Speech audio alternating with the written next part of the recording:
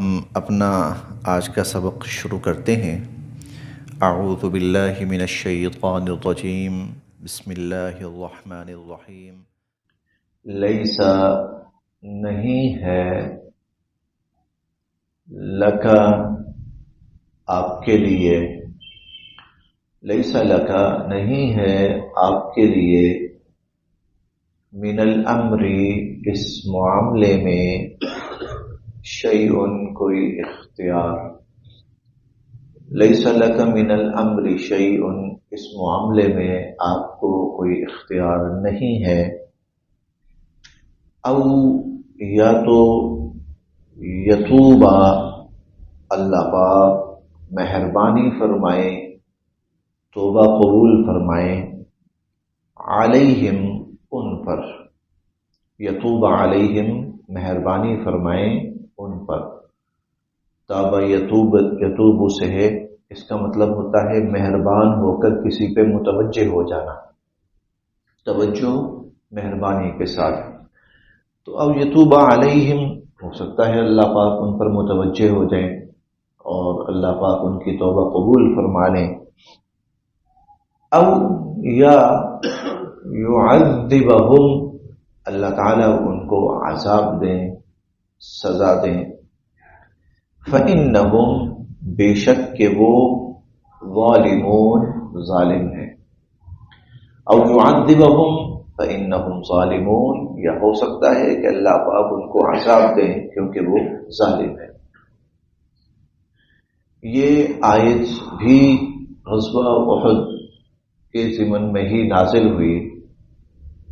غزوہ احد میں رسول اللہ صلی اللہ علیہ وسلم زخمی ہوئے، آپ کو کافی شدید چوٹیں آئیں اس غزوہ کے اندر، اور اس کے علاوہ کسی اور لڑائی میں آپ اتنے زخمی نہیں ہوئے جتنا کہ اس میں زخمی ہوئے، بلکہ یہاں تک کہ حضور علیہ الصلوۃ والسلام کے بارے میں افواہ بھی مشہور ہو گئی کہ آپ بھی شہید ہو گئے۔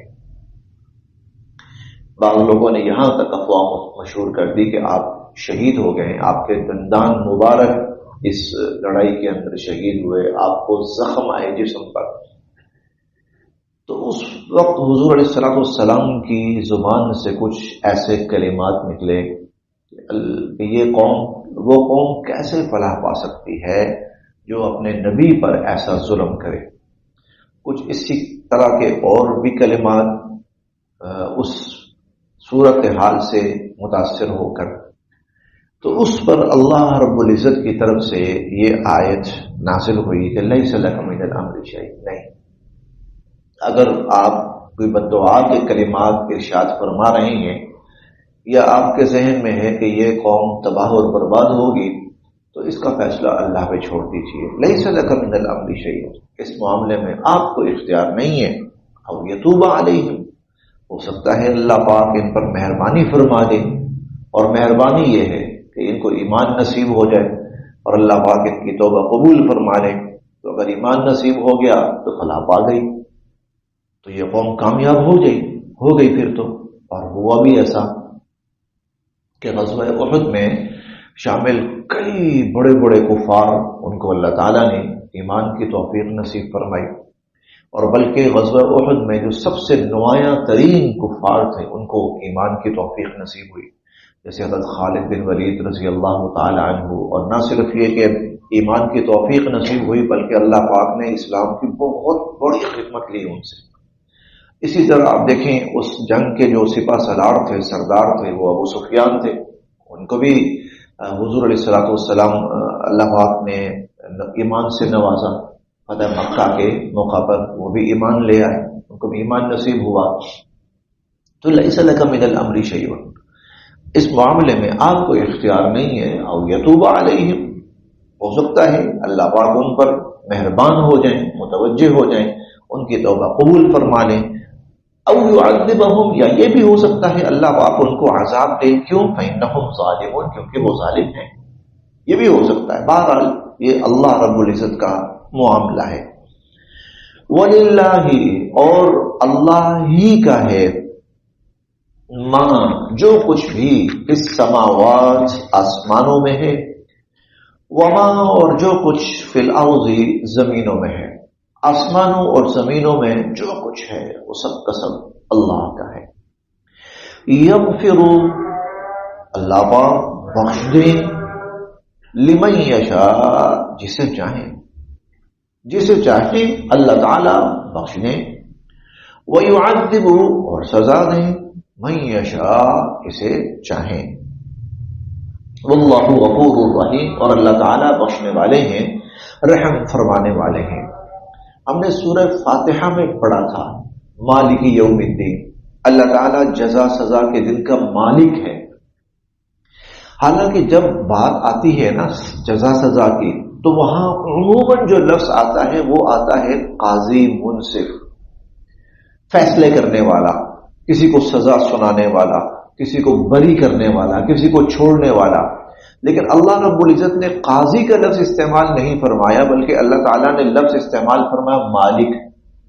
فرق یہ ہے وہاں بھی ہم نے پڑھا تھا، فرق یہ ہے قاضی پابند ہوتا ہے اصول کا، قانون کا، دائروں کا پابند ہوتا ہے، وہ دائرے سے باہر نہیں جا سکتا۔ وہ یہ نہیں کر سکتا کہ قصوروار کو چھوڑ دے، وہ یہ نہیں کر سکتا بے قصور کو سزا دے دے۔ اصولاً قاضی پابند ہوتا ہے فیصلوں کا، اللہ قاضی نہیں ہے، اللہ مالک ہے۔ اللہ کسی فیصلے کے پابند نہیں ہے، اللہ کسی دائرے کے پابند نہیں ہے۔ اللہ تعالیٰ چاہیں تو جس کے لیے اصلاً عذاب ہونا چاہیے بخش دے اس کو، یغفر لمن یشاء ویعذب من یشاء، جس کو چاہیں سزا دیں، جس کو چاہیں اللہ پاک بخش دیں۔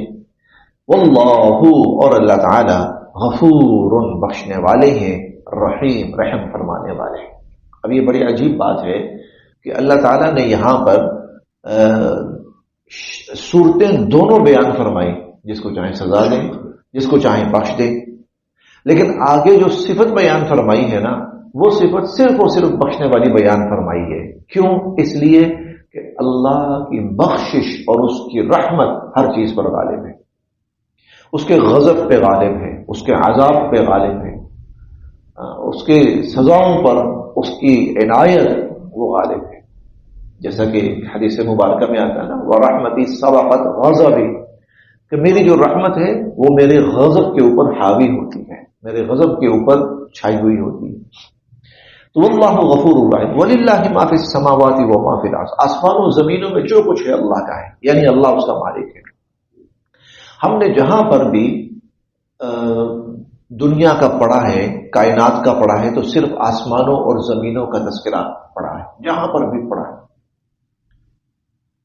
حالانکہ یہ جو آسمان و زمین ہے یہ اللہ کی پوری کائنات کے سامنے ایک ذرے کی حیثیت رکھتے ہیں۔ ساتوں آسمان ساتوں زمین، اللہ کی کائنات تو بہت بڑی ہے، بہت ہی بڑی ہے۔ وہ یہ جو آسمان اور زمین ہے یہ تو بس ایک چھوٹا سا ذرہ ہے۔ بس آپ یوں سمجھ سکتے ہیں کہ ابھی نا آج کل آپ کو اس وقت چاند نظر آئے گا، اب پورا آسمان دیکھیں، چھوٹی سی جگہ پر ایک چھوٹا سا چاند ہوگا، باقی پورا آسمان چاند نہیں، وہاں پر آپ کو چاند نظر آتا ہے صرف چھوٹی سی جگہ پر، اور آپ اگر یوں اپنی دو انگلیاں کرتے ہیں نا تو آپ کو پورا چاند اپنی دو انگلیوں کے درمیان میں نظر آتا ہے، باقی پورا تو یوں سمجھ سکتے ہیں آپ کہ کائنات یہ پورا آسمان ہے، زمین و آسمان، ساتوں زمین ساتوں آسمان، وہ چھوٹا سا چاند ہے۔ لیکن یہ صرف زمین و آسمان کا تذکرہ اس لیے ہوا کہ انسانی عموماً انسانی جو عقل و سمجھ ہے بس وہ اتنی ہی ہے، اس لیے انسانی عقل و سمجھ کو سامنے رکھ کر اللہ رب العزت نے یہ اصطلاحات استعمال فرمائی۔ ورنہ جو اللہ کی کائنات ہے جو اس وقت موجود ہے، اور جنت بھی جو اس وقت موجود ہے، جہنم بھی جو اس وقت موجود ہے، تو اس کی وسعت تو اتنی ہے کہ کوئی حد و حساب نہیں۔ ہم پڑھیں گے انشاءاللہ کسی موقع پر، ایک جنت میں میدان ہے، اس کا نام ہے میدان مزید۔ یہ میدان مزید وہ ہے جہاں اللہ رب العزت جنتیوں سے ملاقات فرمایا کریں گے، سارے جنتی اکٹھے ہوا کریں گے تو اللہ پاک ان سے وہاں پر ملاقات فرمایا کریں گے۔ تو جس جگہ پر ملاقات ہوا کرے گی اللہ رب العزت وہاں تشریف فرما، انبیاء علیہم السلام تشریف فرما، ایک بہت بڑا VIP ماحول ہوگا۔ یہ کتنا بڑا ہے، حضرت جبرائیل امین ایک دن حضور علیہ الصلوۃ والسلام سے فرمانے لگے کہ میرے لیے یہ آسمانوں زمینوں کی جو وسعتیں اور مسافتیں ہیں نا، کوئی معنی نہیں رکھتی، میں لمحوں میں زمین پر اور لمحوں میں آسمانوں پر، لیکن فرمانے لگے کہ وہ میدان مزید اتنا بڑا ہے کہ اتنی میری طاقت اور رفتار کے باوجود میں آج تک اس کی انتہاؤں کو نہیں ناپ سکا، وہ اتنا بڑا ہے۔ تو اندازہ لگائیں کہ وہ پھر کتنی، اللہ کی جو کائنات ہے وہ کتنی بڑی ہے، بہت بڑی ہے۔ اللہ کی تو ایک ایک مخلوق بہت بڑی ہے۔ ایک مخلوق جس کے بارے میں ایک حدیث میں آتا ہے کہ 7 زمینوں 7 آسمانوں کو ایک لقمے میں ہڑپ کر دیں۔ تو لیکن چونکہ انسان کی سوچ محدود ہے، اسی لیے ابھی اس دنیا میں اللہ رب العزت نے بس یہی پیمانے رکھے ہیں، آسمان و زمین، ورنہ پوری کائنات میں جہاں جو کچھ ہے اس کا مالک اللہ ہے۔ وَلِلَّهِ مَا فِي السَّمَاوَاتِ وَمَا فِي الْأَرْضِ، آسمانوں اور زمینوں میں جو کچھ ہے اس کا مالک اللہ ہے۔ یغفر لمن یشاء، وہ جس کو چاہے بخش دے، وَيُعَذِّبُ مَن یشاء، وہ جس کو چاہے وہ سزا دے۔ واللہ غفور الرحیم، اور اللہ تعالیٰ بخشنے والے رحم فرمانے والے ہیں۔ یا ایھا الذین آمنوا، اے ایمان والو، لا تأکلوا، نہ کھاؤ، الربا، سود، لا تأکلوا الربا، نہ کھاؤ سود، اضعافا مضاعفا، اضعافا مضاعفا، بڑھا چڑھا کر، بڑھا چڑھا کر، کئی گنا اضافے کے ساتھ۔ لا تأکلوا، نہ کھاؤ، الربا، سود، اضعافا مضاعفا، کہ سود کے اندر یہی ہوتا ہے، اضافہ اضافہ اضافہ، تو اضافہ در اضافہ، بڑھا چڑھا کر سود نہ کھاؤ۔ واتقوا اللہ، اور اللہ سے ڈرو، یعنی اللہ کی نافرمانی سے بچو، اور اللہ کی نافرمانی سے بچ کر اس کو چھوڑو۔ لعلکم، تاکہ تم، تفلحون، کامیاب ہو جاؤ، تم فلاح پاؤ، تم کامیاب ہو جاؤ۔ واتقوا، ڈرو، النار، آگ سے، جہنم کی آگ، واتقوا النار، جہنم کی آگ سے ڈرو۔ اور اس جملے کا تعلق ہے لا تاکلوا الربا، نہ کھاؤ سود، کیوں؟ اس کا انجام جہنم ہے۔ سود کھانا، سود کا استعمال، لین دین، اس کا استعمال، اس کا انجام جہنم ہے۔ یہ ہم تیسرے پارے میں سورہ البقرہ کی آخری آیت میں پڑھ کر آئے ہیں۔